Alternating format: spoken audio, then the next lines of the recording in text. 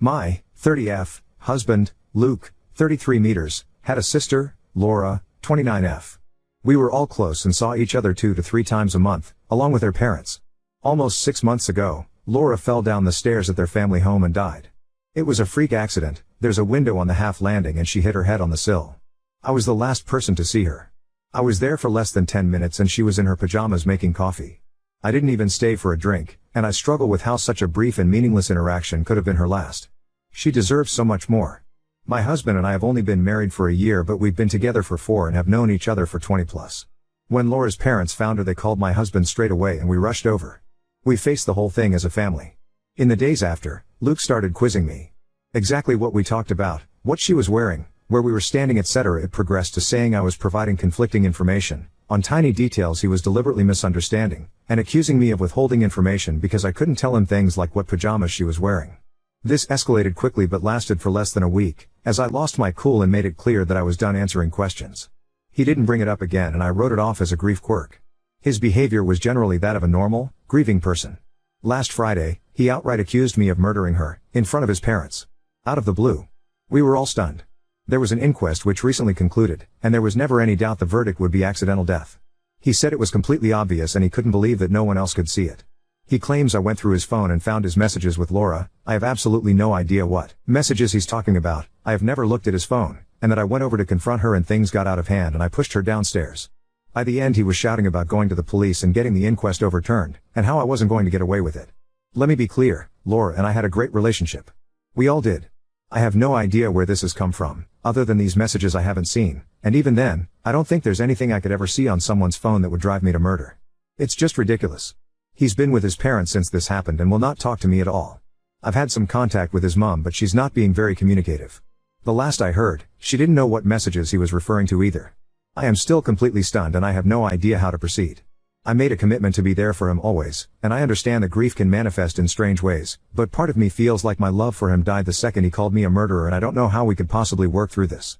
I also really don't want to be thought of in this way, and I have no idea if he has said anything to people we know. I obviously haven't. A brain tumor or psychotic break has crossed my mind and I suggested it to his mother, and she just said she'll talk to him. Other than the questions before, he hasn't been acting odd. Obviously he's been grieving, but he seems sane and sensible other than this.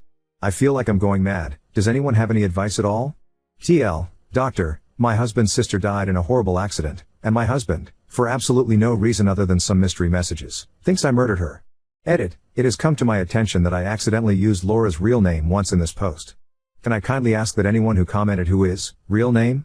Delete their comment, as I really don't want this to bleed into my real life. For obvious reasons. I was interviewed by the coroner's office after her death as I was the last person to see her.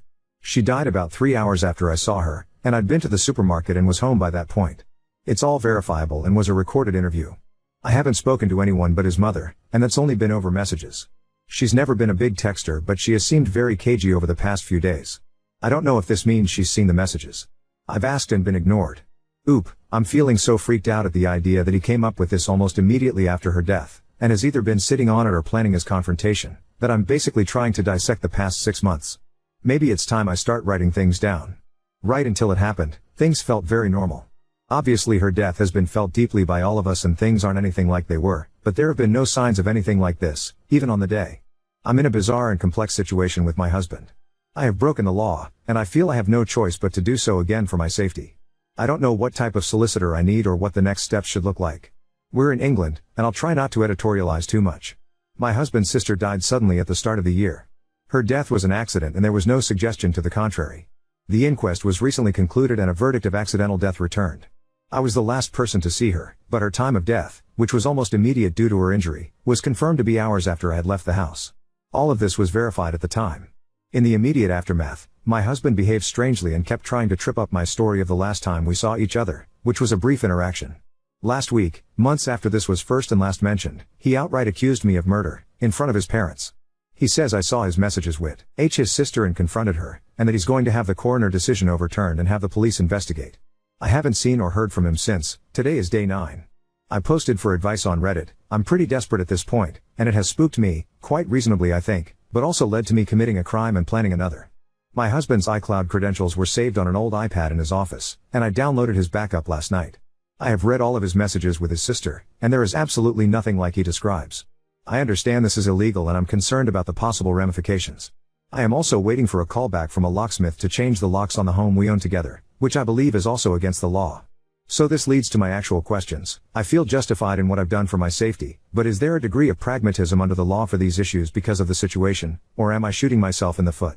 I am resigned to the fact my relationship is over, but his parents don't seem to be taking this seriously and they're icing me out.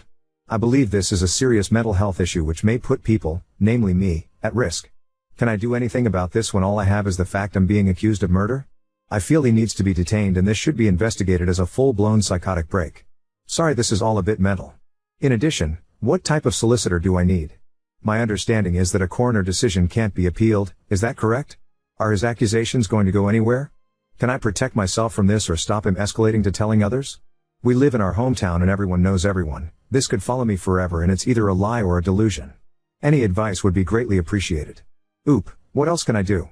He has blocked me everywhere, and we went from a normal couple dealing with the new normal 6 months after the death of his sister, to me being accused of murder over a family dinner because of messages which clearly don't exist, and it's been 9 days and I've heard nothing since. Can I remind you that the inquest was held and concluded? I dropped off some Tupperware, grabbed an umbrella I'd left behind the previous week, went to a big Tesco, then went home and called my mum. I was already home by the time she died, and my whereabouts were extremely easy to verify because my husband was home all day. It's obvious that he's going through some serious issues coping with the death of his sister. That is the exact point of all of this. I don't think that's a fair assessment. Being accused of arguably the most serious crime to exist has most definitely occurred. My understanding of the law is that something is illegal whether you are reported to the police or not.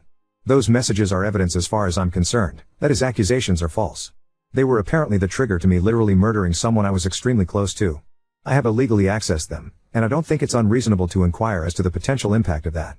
I am fully aware that I need a solicitor, but as you're probably aware, today is Sunday. I don't know if I need to seek someone out based on a divorce, which honestly, if this is a mental health issue, is not going to be something I go for, or a criminal solicitor, or someone who deals with the Mental Health Act, as my absolute priority preference is getting him assessed. My only exposure to the legal system in my entire life was through the inquest, and that is obviously completely different to any of this. I'm not educated in this area. Update 1. There were no crazy, or even suspicious messages. I've searched for over 100 terms and scrolled back over years. I saw a side of them both I wasn't expecting, but nothing that explains the claim I murdered Laura over their chats. Nothing to suggest he was cheating. Absolutely nothing to suggest incest. I repeat, no incest. No weird gaps where deleted conversations or a switch to another app would fit. Just siblings making plans, sending memes, and gossiping. They said unexpectedly horrible stuff about a few people, but not me. It was a sort of relief, but it raised more questions than it answered. I sought legal advice, also from Reddit, after posting here. Turns out my options are divorce him or sit down. I contacted my community mental health team, who said they'd reach out, but made it clear it wasn't urgent. I then called his mom and said that if I didn't hear from him by this weekend, I would get a solicitor and ask for a mental health assessment as part of the divorce. In response, he made a ridiculous post to Facebook, which neither of us have used in years, and everything blew up. I'm going to try to keep this succinct.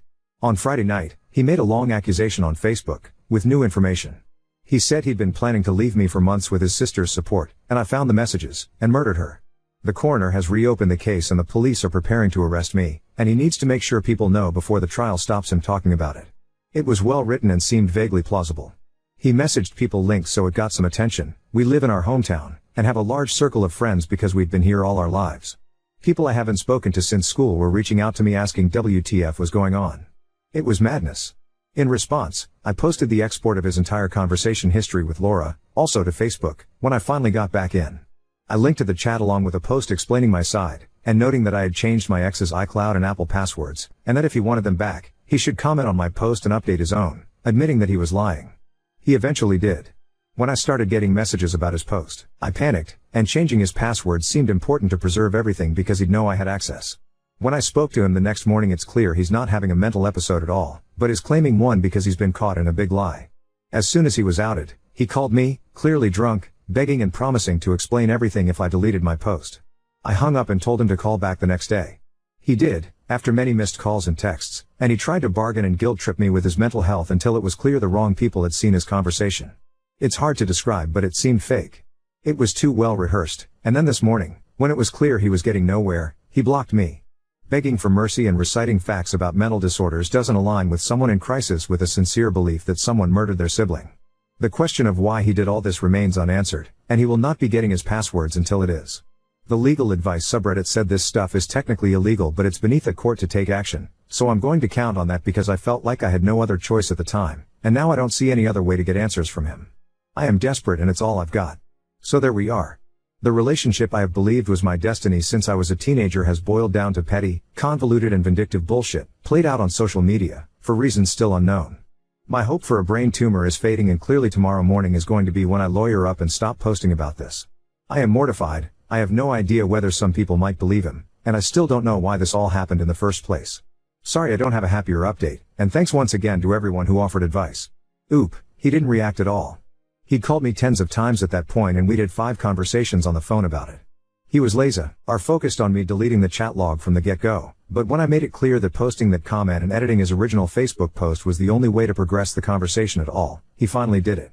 Then he went silent publicly as far as I can see, but continued begging me behind the scenes. Oop, I think it was the fact that it proved his story false, alongside the way they spoke about some people. It was really damaging stuff and I can see why he panicked. I hated to do it to him, but I really couldn't think of anything else because so many people had questions. Now on to story 2. Girlfriend accuses me of lying and being unattracted to her because I can't finish during bed, and now it's causing tension in our relationship. My girlfriend and I have been together for almost 3 years. I've never had issues coming. In fact, I would always finish too fast. But about 3 months ago, I've been having issues finishing. At first, it would just take me a little longer to finish, but now I can't finish at all. I don't know what changed. I'm still very attracted to her and I love her with all my heart. I can tell it's taking a toll on her and she feels like she's doing something wrong. It's actually affecting our relationship because she thinks I'm hiding something from her. She thinks I either am not attracted to her, I masturbate too much, I watch porn, she's not good in bed, I'm cheating on her, or I think she's loose. All of those things are obviously not true, but it's like she doesn't believe me. It sometimes puts a lot of pressure on me because I can't 100% relax if all I think about is to come for my girlfriend. And honestly, I don't really care if I finish or not, all I want is to make her feel good. And I tried to tell her that, but she says she doesn't understand what changed with me. She says it doesn't make sense that I can't come at all anymore. And honestly, I don't know too. Now she barely wants to have sex because she says that it just makes her feel like I'm using her body to masturbate and that I'm just like every other man. When she told me this, it genuinely hurt because it couldn't be further from the truth, and I couldn't believe that after all this time together she thought I could do something like this. I don't know what to do. Every time I try to talk about it, she shuts me down because she thinks I'm lying to her. We ended up having a real fight about this the other day and she ended up crying saying that I don't think she's pretty and she stormed out. We're perfect in every other aspect and I don't want to throw away 3 years for this. I can understand how she feels from her perspective. That's why I'm asking, how can I make her believe that I truly don't know what's going on with me? Has any other man dealt with something like this? Update 2. I ended up having a conversation with her yesterday, and here's how it went down. I told her yesterday morning not to make any plans for that night because I wanted to do something with her. When she came home, I acted as if everything was normal. Not going to lie, I was scared at first because she seems so on guard these days. Every time I tried to talk about this, she would always shut it down or just leave, so I was scared she would do that again. I read some comments saying not to bring up her physical appearance because it could be seen as a win in her eyes, so I really tried not to do that. I ended up saying something like, "Baby, I want to talk to you because I've noticed certain behaviors, and I'm worried about you. But I just want to start off by saying that I love you more than life, and that's why I really want to solve this because I truly want to spend the rest of my life with you. But I've noticed that you haven't been eating a lot lately, and it's really worrying me. I know we've talked about this before, but I really want to have a conversation about it right now because I love you so much, and I'm scared for you. It's not weird T, had I care about you eating. I'm getting scared that something will happen to you because not eating and making yourself throw up can seriously affect your health. I am not trying to fight with you, but I feel like if we're in a relationship, I should and have to bring up my concerns when there's something. Will you please help me understand what's going on? I love you more than anything, please just help me help you." She said I was making a big deal out of nothing and that she was fine. I said that in our 3 years of dating, I had never seen her act like this, and she said, "Well, of course, I'm not going to be the same at 20 and at 23, I said, "Please just talk to me and tell me what's going on." She was quiet for a little bit and then said, "Do you think I look skinnier?" I didn't know what to say. Again, some people said not to tell her if I noticed her weight loss, but then I didn't want to lie to her. I said I didn't know and that I didn't notice those kinds of things. I then said that her throwing up was concerning too, and I felt like she did it secretly as if she was doing it on purpose. I followed with, "I just want to help you, please," and she blurted out, "I know you don't find me attractive anymore." I was speechless, not going to lie, because it's not true, and she just started crying like I've never seen her cry before. She was inconsolable. She eventually told me that she knew we had bedroom issues because of my lack of attraction to her. Context: I've had issues coming, and it strained our relationship a bit. We had a serious talk about it. I got an appointment with a urologist, and I thought we had moved past it. She said that she knew I wasn't able to come because I thought she was ugly and fat. I was so confused. She even pulled up examples that I had no idea about. She said that 3 or 4 months ago, we were having sex, and when I was about to finish, I apparently glanced at her stomach, and it made me not able to come. I reassured her that this was completely false and that I might have a medical issue, but I love her body and her face, and I think she's the prettiest woman I've ever laid eyes on. She was like, "Stop lying." She then revealed that she didn't even want to get skinny and that she's doing all of this for me. I didn't know what to say. I've never been in those types of situations. I just held her as she was crying in my arms, and at this point, I was crying too. I just repeated that I love her and that I'm here for her. She was crying so hard. She fell asleep in my arms. While she was sleeping, I started looking up couples therapists and eating disorder therapists. When she woke up, she looked happier. She still wasn't eating, but she seemed less reserved. And here I am now. I saw a comment suggesting that I should buy low-calorie snacks just to get her to eat, but I'm scared. Just finally having that conversation was hard, but now getting her to eat is a different story. Same with therapy. I don't know if she'll blow up at that suggestion.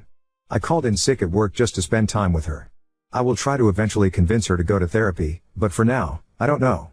Thank you, everyone, for commenting. Update 3. Well, she broke up with me, and words can't express how sad I feel. I was planning on proposing in August. I already have the ring and saved up almost a year for it. I don't know what to do. I sincerely love her more than life, more than myself. Here's what happened. I tried to give her as much space as I could regarding eating. I would make protein shakes and leave them in the blender so she could drink them whenever she wanted. I took her out on dates whenever possible to keep her from staying home and making herself vomit. I constantly complimented her and made sure not to finish eating before her or pressure her to eat faster when we dined together. Things seemed to improve a little. Then I had a urologist appointment. I've been having issues ejaculating, which made my girlfriend insecure. The results came back normal, and I was told it could be due to stress or performance anxiety. When I shared this with my girlfriend, she didn't take it well. She said I was confirming her fears that I wasn't attracted to her. She said she would have understood if it was a medical issue, but since my body is fine, then I obviously am just not attracted to her. I tried to explain that it wasn't true, but she got more upset. She was like, "How come both our bodies are fine yet I can come and you can't?" She followed with, "You obviously don't find me attractive. You're gonna sit there and tell me that you find me so pretty and so hot that you can't come for me? That's what you're trying to make me believe right now?" I was speechless. I could understand her perspective but wished she could see how much I adore her. I'm a little ashamed to admit, but I was tearing up because I didn't know what else to say. It seemed like every time I'd say something, she'd twist it in a way that made sense but just wasn't true. She accused me of trying to manipulate her with my tears and stormed out. I cried for a while and then went for a drive to clear my mind. When I returned around 9 p.m., I went straight to shower and sleep without talking to her. The next morning, we didn't really talk. She tried to apologize with sex, but I didn't give in, which upset her. The following day, I apologized because I couldn't handle the tension. I suggested that eating disorder centers might help her and offered to go with her if she wanted. She said she'd think about it. Everything seemed fine that day, and that night we had sex for the first time in a long while. However, I couldn't finish, and although she didn't say anything, I knew she was disappointed. She avoided me the next day and even stayed at a friend's place. 2 days later, she told me that our relationship was the source of her body image issues, even though she's told me that she struggled with body image issues in her teens. She said she couldn't see herself getting better while staying with me. She said she knew she was sick and needed help but she had to do it alone. I said she didn't have to, and to tell me what to do and I'll do it, and she said no. I told her I couldn't see myself with anyone else, and I know she feels the same way, and she said she's tired of feeling insecure and the relationship makes her feel insecure. I know she's sick and it's making her think that way, but it's so unfair. I've never cried so hard in my life. I was literally begging her to just think about it before making it official, but she said no. I'm letting her stay at our apartment while I'm staying with a friend because I can't stand being in there without her. I don't know where I went wrong. I tried so hard to be patient, understanding, you name it. I know she feels insecure about my ed, but I can't help it. This is the woman I planned on marrying, the woman I opened up to for the first time, the woman I lost my virginity to, the first woman to meet my family, my best friend in the entire world.